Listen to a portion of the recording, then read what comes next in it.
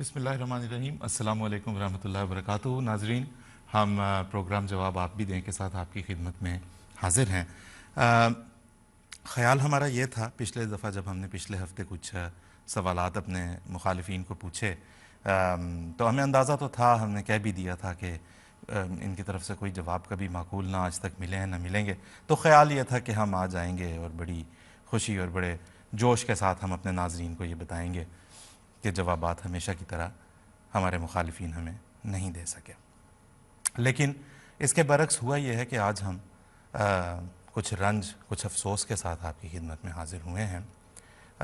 इसलिए नहीं कि कोई जवाब उन्होंने बड़े माकूल दे दिए, ना ऐसा कभी हुआ, ना इस दफ़ा हो सका। लेकिन इसलिए कि ये सोच के, ये देख के बड़ा दुख और बड़ा रंज और बड़ी तकलीफ़ होती है कि हम जो कौम है, जो पाकिस्तान के अवाम हैं, वो ऐसे मौलवियों के पीछे चले हुए हैं जिनकी बात के अंदर कोई मंतक नहीं है। ख़ास तौर पे जब जमात अहमदिया की मुखालफत की बात आती है, उनके पास कोई माकूल जवाज़ नहीं है देने के लिए, बताने के लिए, जिससे जो है वो कह सकें कि भाई ये हमारा इसके ऊपर मंतकी जो आर्ग्यूमेंट है वो ये है।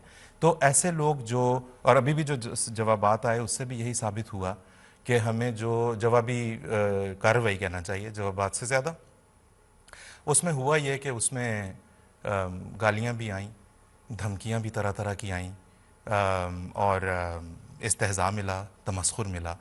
नहीं मिला तो माकूल जवाब नहीं मिला। मसलन बाज़ जगहों पे, एक तो ये कि हमें ऑफिशियली जो हमने राब्ते की तफसीलात बताई थी उस पर हमसे रब्ता बहुत कम लोगों ने किया। अहमदी अहबाब हमें वीडियोस कुछ भेजते रहे, दिखाते रहे कि देखें फ़लाँ जगह पे किसी ने ये कहा है या फ़लाँ जगह पे किसी ने ये बात कर दी है। लेकिन अफसोस की बात है कि उसमें भी एक ही मजलिस में बैठे हुए दो लोग, जब ये इस सवाल का आया मरहला कि हज़रत ईसा अलैहिस्सलाम की आमद जो है वो फिर आपको पाकिस्तान की कानून यानी गैर अहमदी मुसलमानों को पाकिस्तान के आइन की रूह से वो फिर क्या ठहरते हैं।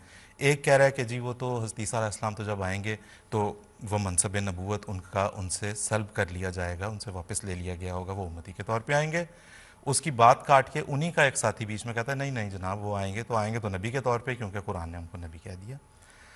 हम इस वक्त अपने जो हमारे नाजरीन हैं, गैर अहमदी नाजरीन, मासूम लोग जो सिर्फ़ मौलवी की बात सुन के हमारी मुखालफत पर आमादा हो जाते हैं, उनसे बड़ी मोहब्बत के साथ ये दरख्वास्त आज करना चाहते हैं कि देखें ये सवालात पिछले प्रोग्राम के भी 3 उनकी तरफ अभी उधार हैं, हमें कोई इनका माकूल जवाब अभी तक हम हासिल नहीं हो सका।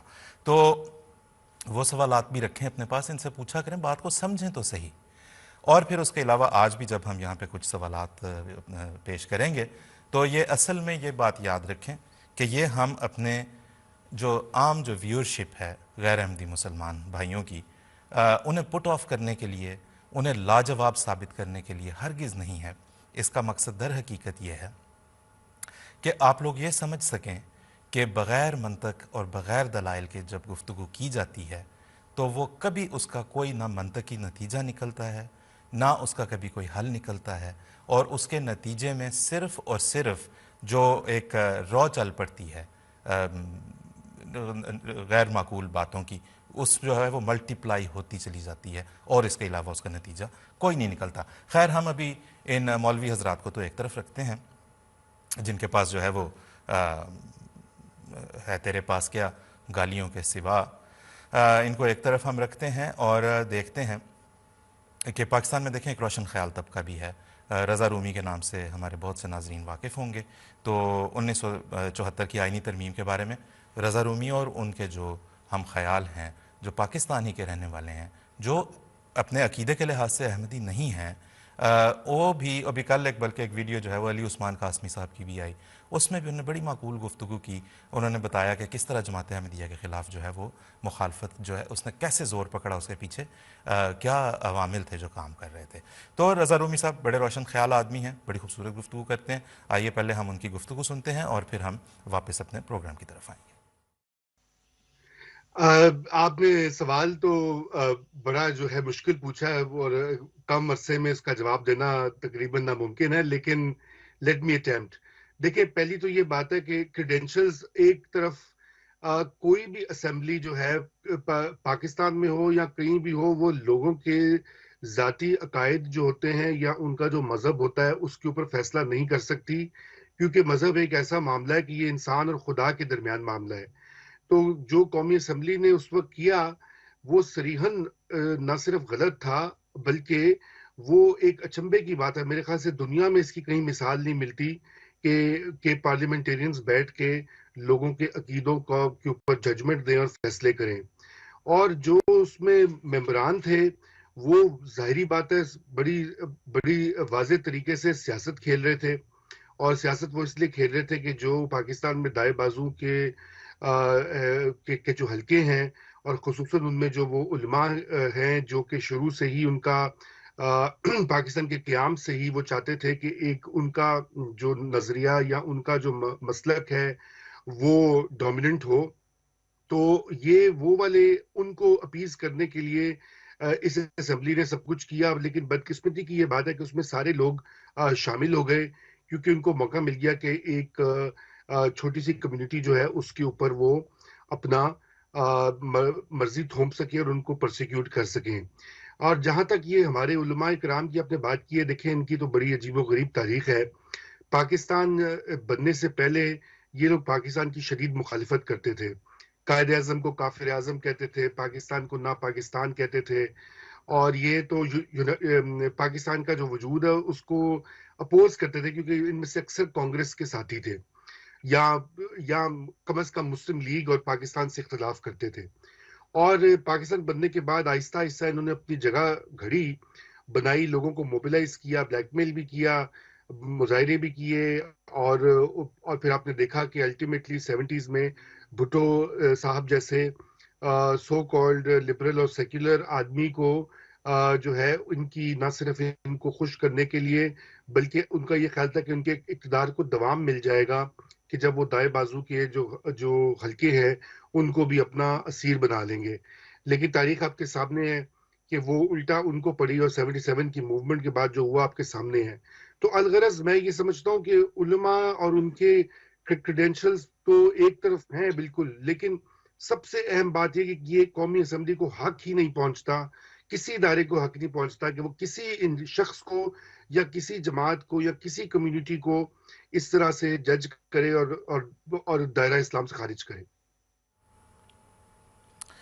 رضا رومی صاحب، ناظرین آپ نے رضا رومی صاحب کی گفتگو ابھی سنی ہے۔ قومیں صرف اس وقت ترقی کر سکتی ہیں جب وہ اپنے آپ کو لوگوں کی اندھا دھند مخالفتوں سے اور مذہب کو جہاں پہ ہر چیز پہ لاٹھی کے طور پہ استعمال کیا جا رہا ہو اس سے الگ ہو کے سوچنا سیکھیں، مذہب کو لوگوں کا ذاتی مسئلہ رہنے دیں، اسے معاملات ریاست کے اندر جو ہے وہ نہ لے کے آئیں، جیسا کہ محمد علی جناح صاحب قائد اعظم پاکستان کے بانی ان کا خیال تھا۔ اچھا، اب آگے چلنے سے پہلے میں نے مومن زاہد صاحب کے پاس خدمت میں ایک سوال پوچھنا، ناظرین سے میں نے یہ درخواست کرنی ہے، کیونکہ ہوا یہ کہ پچھلی دفعہ جو بہت سارے جوابات کچھ دیے گئے ان میں ایک یہ بھی کہا گیا کہ جو انہوں نے دکھائی نا 74 کی کارروائی کا جو صفحہ دکھایا اور 53 کا جو حوالہ دیا وہ سب انہوں نے خود بنائے ہوئے ہیں، اس طرح کا کوئی چیز ایگزسٹ نہیں کرتی، فوٹو شاپ میں تیار کیے گئے تھے۔ تو ہمارے غیر از جماعت احباب گوگل میں 1953 منیر انکوائری رپورٹ کو سرچ کر لیں، آپ کو اس کا پورا پی ڈی ایف مل جائے گا۔ 1974 پروسیڈنگز اسمبلی احمدیہ، آپ کو اس کا پورا وہ مل جائے گا۔ تیار رکھیں کیونکہ ہم نے بھی ان باتوں کی طرف واپس آنا ہے۔ قائد اعظم کو وہ کیا کہتے تھے جو ہمیں کہتے ہوئے شرم آتی ہے؟ وہ پاکستان کے مخالف تھے، پاکستان کو کیا کہتے تھے ہمیں کہتے ہوئے شرم آتی ہے۔ ہم واپس آئیں گے اپنے انٹرنیٹ پہ، اگر آپ چاہیں گوگل اس کو کر کے رکھ لیں، تلاش کر کے رکھ لیں۔ مومن صاحب آپ سے ہم یہ پوچھنا چاہتے ہیں کہ ساری بحث جو ہے وہ اس چیز کے گرد تھی کہ جماعت احمدیہ کو غیر مسلم قرار دیا جائے۔ پچھلی دفعہ ہم نے بات کی کہ مسلمان کی کوئی تعریف کے اوپر تو یہ متفق ہو نہیں سکے۔ پہلے ہم یہ دیکھ لیتے ہیں کہ مسلمان کی تعریف ظاہر ہے بانی اسلام حضرت اقدس محمد مصطفیٰ خاتم النبیین صلی اللہ علیہ وسلم سے زیادہ بہتر کوئی نہیں دے سکتا۔ حضور صلی اللہ علیہ وسلم نے ہمیں مسلمان کی کیا تعریف بتائی؟ جزاکم اللہ صاحب، یہ سوال بڑا اہم ہے کیونکہ جماعت احمدیہ کے نزدیک مسلمان کی وہی تعریف جو ہے وہ قابل عمل اور قابل قبول ہوگی کہ جو ہمیں حضرت صلی اللہ علیہ وسلم سے قطعی طور پر خود معلوم ہوتی ہو، اور اس اصل سے ہٹ کر جو بھی تعریف کی جائے گی وہ رخنوں اور خرابیوں سے مبرہ نہیں ہو سکتی۔ اور خود ساختہ تعریفوں کی روح سے اگر ایک فرقہ کسی وقت مسلمان ثابت ہوگا تو اسی وقت کوئی دوسرا گروہ یا دوسرا فرقہ اسی کی روح سے غیر مسلم ثابت قرار دے دیا جائے گا۔ चुनाचे रसूल करीम सल्लल्लाहु अलैहि वसल्लम की रहनुमाई को देखना हो तो बुखारी शरीफ की एक हदीस पेश करता हूँ। हजरत नबी करीम सल्लल्लाहु अलैहि वसल्लम फरमाते हैं कि जिसने हमारी नमाज अदा की, हमारे किबले की तरफ रुख किया और हमारा ज़बीहा खाया तो वो मुसलमान है, और ऐसा मुसलमान है कि जिसकी जानो माल की हिफाजत का जिम्मेदार खुद अल्लाह और उसका रसूल है। और फरमाया कि बस तुम अल्लाह की इस जिम्मेदारी में की हरगिज खिलाफ वर्जी ना करो। अब आप देख लें कि रसूल करीम सल्लल्लाहु अलैहि वसल्लम की बयान करदा मुसलमान की ये तारीफ ऐसी फराख दिल है कि जो भी ये चंद बुनियादी बातें पूरी कर दे जिनका जिक्र इस हदीस में हुआ है, वो मुसलमान के तौर पर अपने आप को आइडेंटिफाई करने का और मुसलमान कहलाने का ऐसा कतई हक रखता है कि दुनिया का कोई कानून और दुनिया की कोई असेंबली उससे ये हक छीन नहीं सकती। बल्कि अगर हम मजीद तलाश करें तो हमें नजर आएगा कि मुसलमान कहलाने का ये हक हजरत नबी करीम सल्लल्लाहु अलैहि वसल्लम ने हर उस शख्स को दिया है जो खुद अपने आप को मुसलमान कहता हो। चुनाचे मदीने की मरदमशुमारी के मौके पर हजरत नबी करीम सल्लल्लाहु अलैहि वसल्लम ने फरमाया कि जो कोई भी अपने आप को खुद मुसलमान कहता हो उसका नाम मेरे पास लिख कर ले आओ।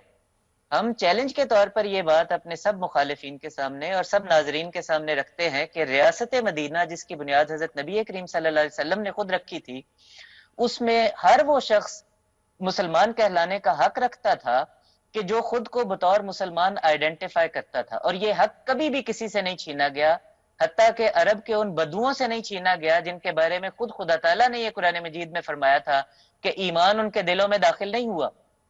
और इसी तरह से मुसलमान कहलाने का ये हक कभी उन मुनाफिकीन से भी नहीं छीना गया कि जिनके बारे में खुदा ताला ने खुद बताया कि ये जब तुम्हारे पास आकर कस्में खाते हैं कि तू अल्लाह का रसूल है, तो खुदा ताला हजरत सल्लल्लाहु अलैहि वसल्लम को ये बता देता था कि ये अपनी इन कस्मों में झूठे हैं और अपनी कस्मों को ढाल बनाकर दरअसल खुदा ताला के रास्ते से रोकने वाले हैं।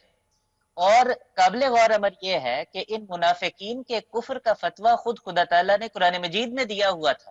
चुनाचे सूरह तौबा में इन मुनाफिकीन के बारे में खुदा ताला ने फरमाया था, कद कफरतुम बाद ईमानिकुम, कि तुम अपने ईमान लाने के बाद कुफ्र कर चुके हो। लेकिन इस कुफ्र के बावजूद जिसका फतवा खुदा ने दिया था, कभी भी ये मुनाफिक अपने आप को मुसलमान के तौर पर आइडेंटिफाई करने से रोके नहीं गए और कभी किसी ने उनसे उनका ये हक नहीं छीना। जी, बहुत शुक्रिया मोहम्मद साहब, जज़ाकुमुल्लाह। ये बड़े आसान से लफ्ज़ों में और हुज़ूर सल्लल्लाहु अलैहि वसल्लम के अपने बाबरकत लफ्ज़ों में हमने देख लिया कि हुज़ूर सल्लल्लाहु अलैहि वसल्लम के नज़दीक मुसलमान कौन था। काश इस तारीफ़ को सामने रखा गया होता। अव्वल तो कोई हक ज़ाहिर है किसी असम्बली को नहीं पहुँचता था, लेकिन काश इस तारीफ़ को सामने रखा होता। मशहूद इकबाल साहब हमारे साथ हैं। मशहूद इकबाल साहब, 1974 की जो असम्बली की कार्रवाई तवील व अरीज़ कई जल्दों पे फैली, उसमें ये सारी बहस इसी सवाल के गिर्द घूमती रही जिसमें अहमदियों को गैर मुस्लिम करार देना था। तो उस असम्बली में आप हमें ये बताएं कि उसमें जब उन्होंने मुसलमान की तारीफ़ करना चाहिए तो क्या बानिया इस्लाम ख़ातमुन नबिय्यीन हज़रत अक़दस मोहम्मद मुस्तफ़ा सल्लल्लाहु अलैहि वसल्लम की तारीफ़ को सामने रखा या मौलवियों की दी हुई तारीफ़? मशहूद साहब। जी, अस्सलाम वालेकुम आसिफ साहब। असम्बली ने हुज़ूर सल्लल्लाहु अलैहि वसल्लम की दी हुई मुसलमान की तारीफ़ को मुकम्मल तौर के ऊपर इग्नोर किया। इसका सबूत असम्बली की वही कार्रवाई है। जमात अहमदिया ने अपना मौक़िफ़ महज़रनामा की सूरत में तहरीरी तौर पर पेश किया, जिसमें उन तमाम अहादीस का हवाला दिया गया जिसमें हुज़ूर सल्लल्लाहु अलैहि वसल्लम ने मुसलमान की तारीफ़ बयान की। हज़रत खलीफतुल मसीह सालिस रहमतुल्लाह से याहिया बख्तियार, जो गवर्नमेंट के वकील थे और अटॉर्नी जनरल थे, ने 11 दिन तक सवाल किए, एक सवाल भी हुज़ूर सल्लल्लाहु अलैहि वसल्लम की दी गई तारीफ़ के मुतालिक नहीं किया। हुजूर बार बार इन अहादीस का हवाला देते और याहिया बख्तियार बात को घुमा के कहीं और ले जाता। इन सवालों जवाब के बाद मुफ्ती महमूद ने 1.5 दिन तक तकरीर की और मिल्लत इस्लामिया का मौक़िफ़ बयान किया, और 1.5 दिन की तकरीर में सिर्फ 40 या 45 सेकंड ज़्यादा से ज़्यादा इसके ऊपर बात की होगी, और सिर्फ इतना कह के ख़त्म कर दिया बात को कि ये अहादीस मुसलमान की तारीफ़ नहीं पेश करती। इसके बाद मौलाना अब्दुल हकीम ने भी 1.5 दिन लगा के अपना एक अलहदा से महज़रनामा पढ़ा। उन्होंने अगरचे इन हदीस का जिक्र तो किया, लेकिन अगेन 30 या 35 सेकंड में सिर्फ ये कह के बात को ख़त्म कर दिया कि ये जो अहादीस हैं इनका आपस में इख्तलाफ पाया जाता है। इसके बाद तकरीबन 44 मेंबरान असम्बली ने तकारीर की, किसी एक ने भी हल्का सा भी इन अहादीस का जिक्र नहीं किया। याहिया बख्तियार ने तकरीबन 2 दिन लगाकर असम्बली में तमाम मौलवियों का और गवर्नमेंट का केस जो था वो सम अप करके असम्बली के मेंबरान के सामने पेश किया, एक लफ्ज का भी जिक्र नहीं किया इस तारीफ के बारे में। और फिर आखिर में ये बताता चलूं कि असम्बली के अंदर माहौल इतना गैर संजीदा था कि जब मुफ्ती महमूद और मौलाना अब्दुल हकीम तकरीर कर रहे थे तो उसके बाद जो स्पीकर कौमी असम्बली थे साहबजादा फारूक अली, उन्होंने मौलाना हकीम को बताया कि आपकी सारी तकरीर में ये मेंबरान पीछे हंसते रहे और शरारतें करते रहे थे। इसी तरह से जब सियासी मेंबरान असम्बली ने तकारीर की तो मौलवियों ने भी कोई उधार नहीं रखा, वो भी कोई असम्बली में आ रहा है कोई जा रहा है, एक दूसरे की बात तो सुन रहे नहीं थे किसी की। तो आपके सवाल का मुख्तसर जवाब ये है कि हुज़ूर सल्लल्लाहु अलैहि वसल्लम की इस दी गई तारीफ को कंसिडर करना या इसके मुताबिक फैसला करना तो बड़ी दूर की बात, वो तो इसके करीब करीब भी नहीं आए। बहुत शुक्रिया मशहूद साहब, जज़ाकमुल्लाह। अब ये देखें जी, ये 1974 की कार्रवाई के ऊपर टेलीविज़न चैनल्स के ऊपर बैठ के गुफ्तगू करने वाले अहबाब से दरख्वास्त है कम से कम पढ़ लें, शर्मिंदगी ना आपको उठानी पड़े, क्योंकि अल्लाह के फजल से हमें जो पिछले सवालात के जवाब में बहुत से पैगामात हमारे गैरस जमात अहबाब के भी है, जिसमें से एक में ख़ास तौर पर काबिल ज़िक्र है, मैं बताना चाहता हूँ। उन्होंने कहा मेरा ताल्लुक़ अहले सुन्नत वल जमात से है, लेकिन मैं दिल से अहमदी हो चुका हूँ, क्योंकि मुझे ये तरीक़ा बात करने का, ये कायल करने वाले दलाइल और कहीं नहीं मिल सके। तो जो पढ़ रहे हैं वो अब ये जो टेलीविज़न चैनल्स पे आ रहे हैं इस तरह की बातें लेके और जमात अहमदिया के ख़िलाफ़ जो है वो नफ़रत और लोगों के दिलों में बुग़्ज़ पैदा करना चाह रहे हैं, एक दफ़ा इसको पढ़ लें। इसी तरह के एक प्रेजेंटर जिन्होंने पाकिस्तान के जो है वो एयरवाई चैनल के ऊपर एक प्रोग्राम लेके आए और उसमें जो है वो बैठ के उन्होंने 74 की असम्बली के वाले से जी अहमदियों को काफिर करार दे दिया गया, दायरा इस्लाम से खारिज करार दे दिया गया। उनसे टेलीफोन पे मैंने रब्ता करने की कोशिश की इस हफ़्ते के दौरान। मैंने कहा उनसे पूछें तो सही कि जनाब आखिर मसला है क्या, इतना क्या हो गया, आपने पढ़ी भी है। तो उन्होंने फ़ोन उठाया और जैसे ही मैंने कहा जो मैं जमात अहमदिया के टेलीविज़न चैनल से बात कर रहा हूँ, आपसे एक सवाल पूछना था, उन्होंने कहा मैं आपसे बात नहीं करूँगा। ये कह के उन्होंने फ़ोन बंद कर दिया। मैंने दोबारा कोशिश की, घंटी बजती रही, उनकी कटी हुई कॉल उन्होंने दोबारा वापस नहीं उठाई। मैं बताता यहाँ पे कि वो कौन है, लेकिन अखलाकन मुनासिब इसलिए नहीं लग रहा क्योंकि उसके बाद उन्होंने मुझे टेक्स्ट के ज़रिए से रब्ता किया और कहा कि भाई अभी छोड़ दें, अभी रहने दें प्लीज़, मैं जब आऊँगा वहाँ पे कभी लंदन आऊँगा तो आके हम बैठ के बात कर लेंगे। तो अब जो है वो हमें इंतज़ार है, देखते हैं कब वो लंदन तशरीफ़ लाते हैं। मैंने उनसे अर्ज़ की है कि अब उनके ऊपर है कि वो यहाँ आएँ और आके रब्ता करें, फिर हम उनके साथ बैठ के बात करेंगे। तब तक ये कटी हुई कॉल एक सवालिया निशान के तौर पर उनके सर पर भी लटकी रहेगी। दूसरे दीगर अहबाब जो आके बड़े अपने चैनल में अपने प्रोटेक्टिव बबल के अंदर बैठ के इस तरह की बातें कर आके चले जाते हैं, उनके ऊपर भी सवालिया निशान के तौर पे मौजूद रहेगी और हमारे नाजरीन भी इसका जवाब ज़रूर तलाश करेंगे। मोमिन ज़ाहिद साहब के पास हमने जाना है ये सवाल लेके कि पिछली दफ़ा जब हमने यहाँ पे फतावा की बात की कि इन सब ने भी तो एक दूसरे के ख़िलाफ़ फतावा दे रखे हैं, कुफ्र के फतावा दे रखे हैं, तो कुछ जो उलमा ने जवाब देने चाहे, नाम नेहाद में ये कहूँगा, जिन्हें बड़ा समझा जाता है कि ये ख़त्म नबूवत के बड़े मुहाफ़िज़ और फ़ातिह ये और फ़लाते हैं वो साहब जो है वो ये कहते रहे कि नहीं भी ऐसा कुछ नहीं है, हमने कोई फतावा नहीं दिए। तो बल्कि अगर आप देखें जाके 1974 में तो हज़रत खलीफतुल मसीह सालिस हज़रत मिर्ज़ा नासिर अहमद साहब रहमहुल्लाह ने वो फतावा पेश किए थे जो जिस असम्बली में डिस्कस हुए और जिस पे अहमद शाह नूरानी साहब ने ये कहा कि भाई इनसे कहें कि ये असल किताब का हवाला दें तो हम मानेंगे, वरना हो सकता है ये खुद ही बना लाए हों। चेयरमैन जो प्रिजाइड कर रहे थे उस इजलास को, उस असम्बली को, उन्होंने कहा कि अगर ऐसा हो जाए this one question will solve the problem.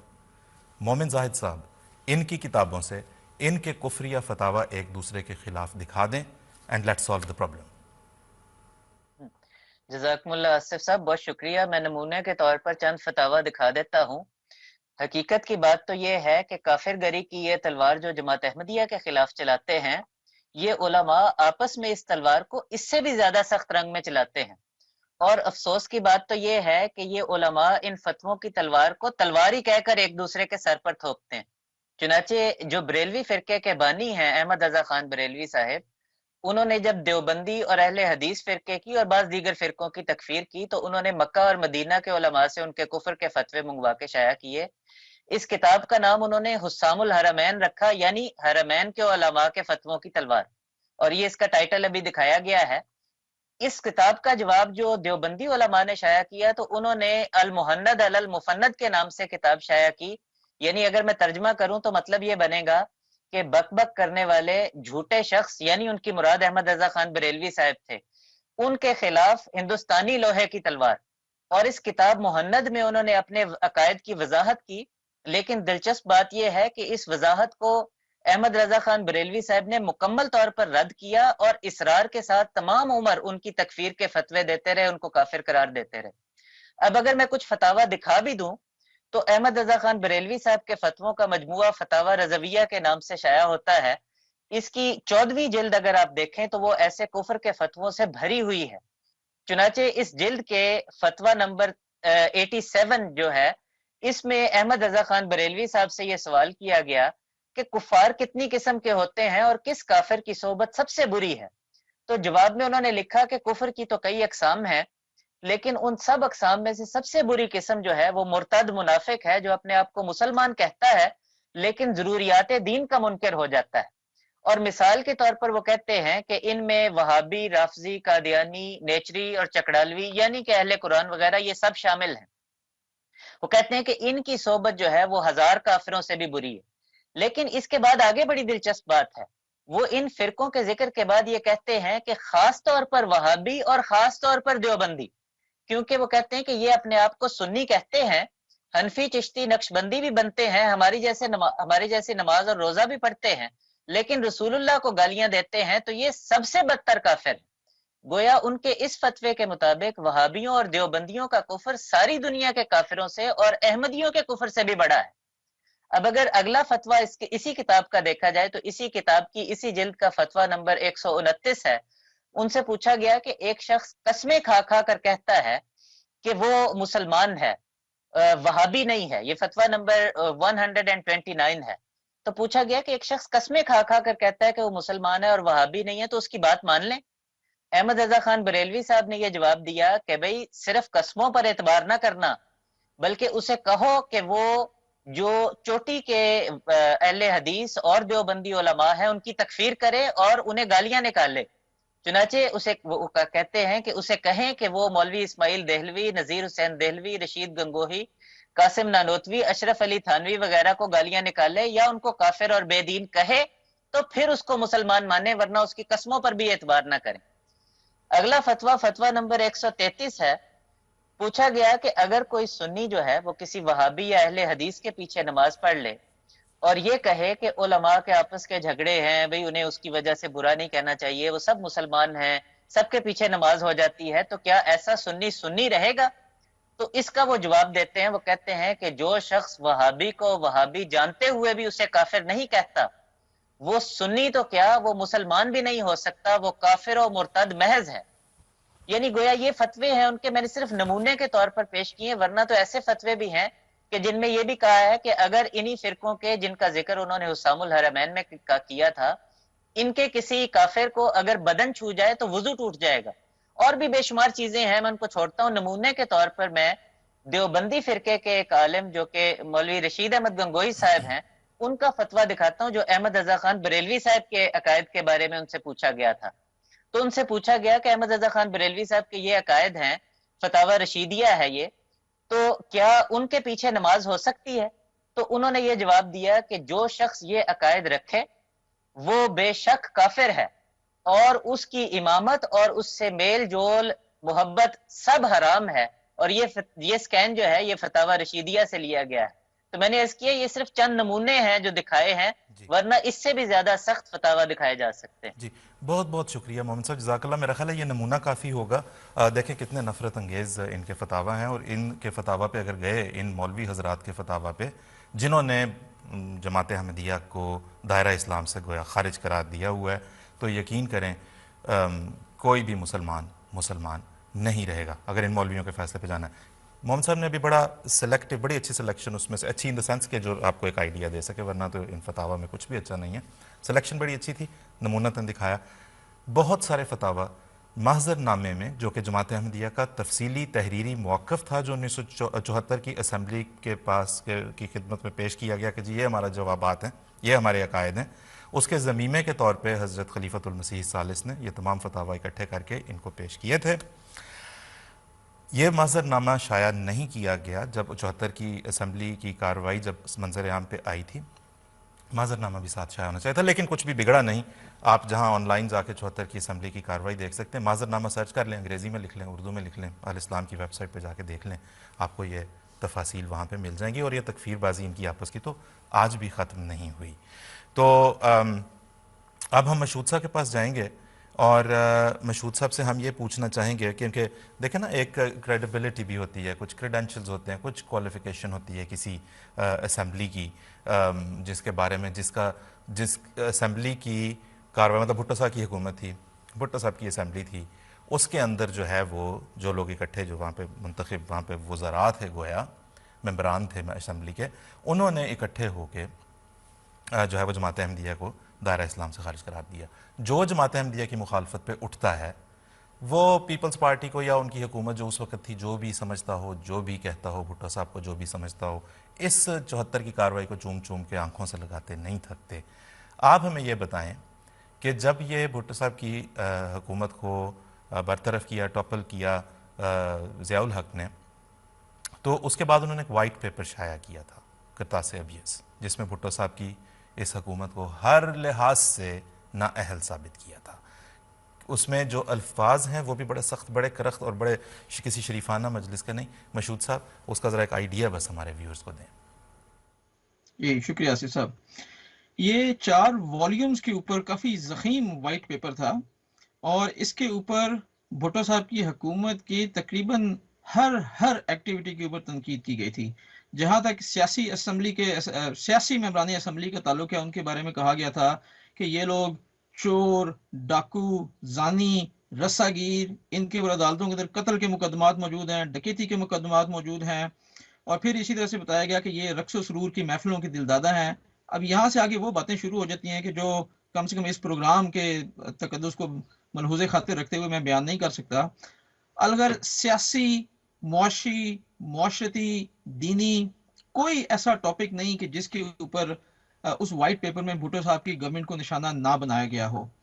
اچھا، اور ساتھ ہی ساتھ جہاں تک مذہب کی بات ہے کہ مذہب کے بارے میں بھی جو یہ اقدامات بھٹو صاحب نے کیے، بظاہر تو ضیاء صاحب کو وہ بھی پسند نہیں آئے، اور انہوں نے کہا کہ جی ہم اب سے یعنی کہ 1980 سے جو ہے پاکستان میں اسلام کی روح سے حکومت کے جتنے بھی معاملات ہیں اس کو حل کریں گے، نئے قوانین لے کر آئیں گے جو کہ قرآن اور سنت کی روشنی کے اندر بنائے جائیں گے. یعنی اس کا مطلب یہ تھا کہ پہلے جو کچھ بھی ہوتا رہا وہ قرآن اور سنت کے مطابق نہیں تھا. بہرحال یہ بڑی لمبی ضخیم رپورٹ ہے، یہ بڑا مختصر سے میں نے اس کا آئیڈیا دیا ہے. میں ایک آخری بات بتاتا چلوں کہ اسمبلی کی تمام کارروائی میں اتنی لمبی تقریریں ہوئیں، بڑی تقریباً 3000 سے زیادہ پیجز کی کارروائی ہے. ایک بات جو میں نے پڑھی اور جس کو میں بھلانا میرے لیے مشکل ہے وہ یہ ہے کہ رانا محمد حنیف جو کہ بھٹو صاحب کے ممبر اسمبلی تھے، ان کی ٹکٹ پہ جیتے تھے، انہوں نے کہا کہ جس شخص نے بھی آج تک ختم نبوت کے ایشو کو اپنے سیاسی عروج کے لیے استعمال کیا وہ ذلیل ہوا، اور آئندہ بھی جو استعمال کرے گا وہ ذلیل ہوگا. بھٹو صاحب کے خلاف یہی مولویوں نے نظام مصطفیٰ کی تحریک چلائی، ان کی گورنمنٹ کو ختم کروایا، ان کے خلاف قتل کا مقدمہ بنوایا. عدالت نے بھٹو صاحب کو کہا کہ یہ نام نہاد مسلمان ہیں، اور پھر ان کو پھانسی دی گئی. یہ حشر ہوا اس اسمبلی کا. جی جزاک اللہ. بہت شکریہ مشہود صاحب. اب ہم اپنے پروگرام کے بالکل اختتامی حصے پہ ہیں جہاں پہ ہم نے کچھ سوالات آپ کے پیش کرنے، لیکن جو پچھلے ہفتے کے سوالات تھے ان پہ کچھ بات کرنا بھی ضروری ہے. جو ہمیں پچھلے دفعہ ہم نے جو 3 سوالات دیے اس کے جواب میں میں نے جس طرح عرض کی آفیشیلی ہمارے ای میل ایڈریس پہ جو اس وقت بھی آپ کو نظر آ رہا ہوگا یا نظر آنا چاہیے، یا دوسرے کسی بھی سوشل میڈیا، ہمیں معقول طور پہ اکا دکا ای میلز کے علاوہ وہ بھی ادھر ادھر کی زیادہ تر باتیں تھیں.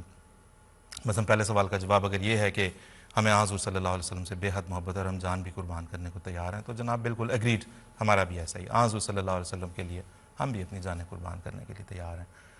تو خیر اس میں ایک بات یہ سامنے انہوں نے کہا جی 1953، ایک مولانا صاحب نے یہ کہہ دیا کہ 1953 کے حوالے سے جو منیر انکوائری رپورٹ کے حوالے سے یہ بات کی گئی کہ مسلمان علماء جو وہاں پہ آئے تھے وہ مسلمان کی کوئی تعریف پیش نہیں کر سکے.